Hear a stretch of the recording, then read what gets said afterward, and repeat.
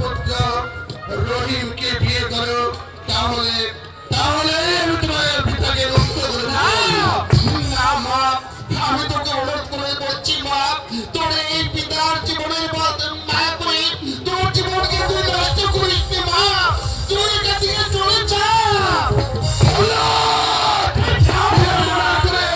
এই মুহূর্তে মুনির সাহেবকে হত্যাই করো। আমি কাজ করছি না মা, অনিল সাহেব না মৃত্যুর জন্য তৈরি হয়ে যা।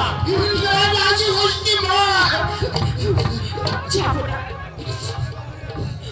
না, না, ওই প্রস্তাবে তুই রাজি হোস নি মা, তুই ওই প্রস্তাবে রাজি হোস নি মা। যাবো না। মা,